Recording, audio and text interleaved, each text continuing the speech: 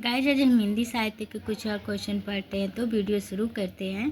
Doctor पीताम्बर दत्त बढ़वाल के अनुसार रामचंद्रिका है फुटकर कविताओं का संग्रह।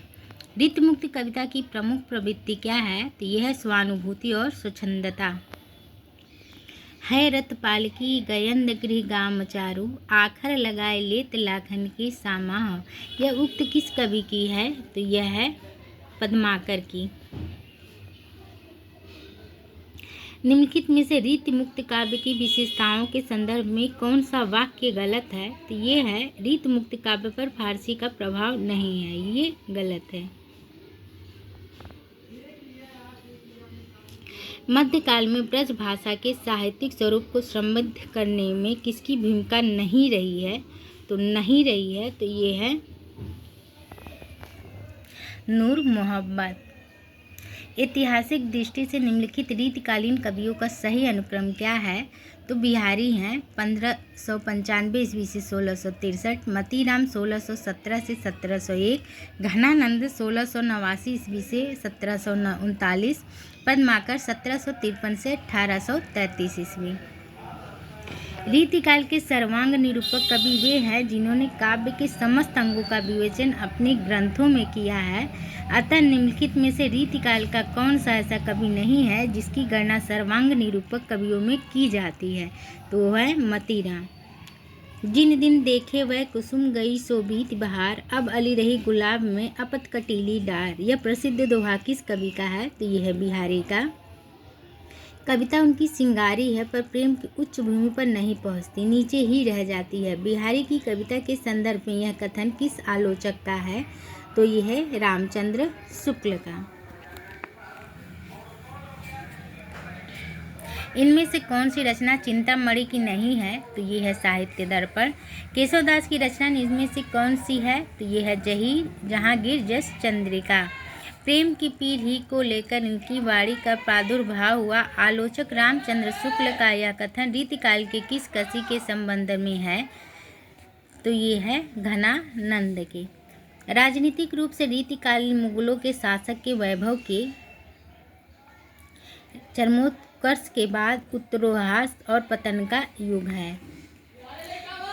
कवि ठाकुर ने किस राजा के कटु वचन कहने पर म्यार से तलवार निकाली और कहा, सेवक सिपाही हम उन राजपूतन के, दान युद्ध जुर्बे में नेकू जे न मुरके, नीत देन वारे हैं मही के महिपालन को, हिये के विरुद्ध है सनेही साचे उरके।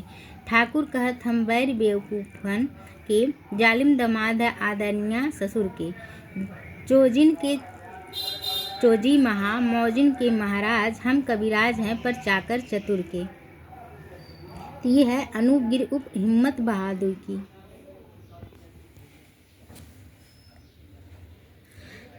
किंसुक पुंज से फूल रहे सुलग उर्दो जो बियो तिहारो, मातो फिरो न घिरे अबलानी पे जानू मनोज यूं डारत मारे, हवे अभिलाषिन पात निपात कड़े ही सूल उसांसिन ही डारे, है पतझड़ बसंत दुहु घन आनंद एक ही बार हमारे।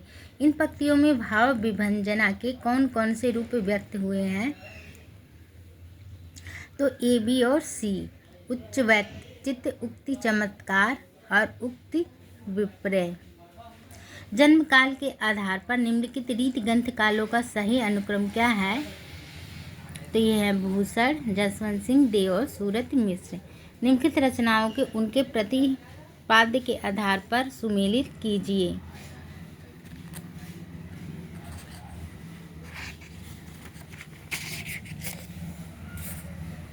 तो सिराज भूषण, अलंकार निरूपण भूषण, छत्र प्रकाश जीवन चरित लाल कवि, विरह बारिश रीति स्वच्छंद प्रीति बोधा, काव्य निर्णय सर्वांग निरूपण भिखारी दास।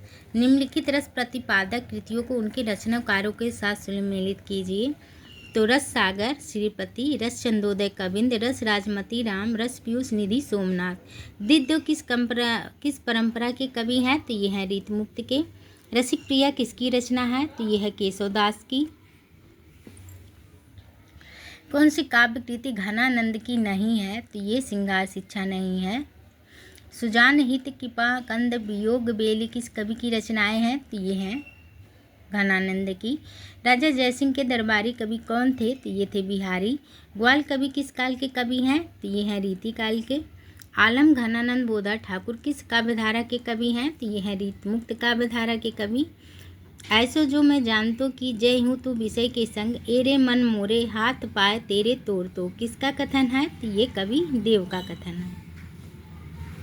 गाइस आज के लिए बस इतना ही। वीडियो अच्छी लगी हो तो मेरे चैनल को सब्सक्राइब करें, लाइक करें, शेयर करें अगर यूट्यूब से देख रहे हो तो, और फेसबुक से देख रहे हैं तो मेरे पेज को फॉलो करें, लाइक करें, शेयर करें। धन्यवाद।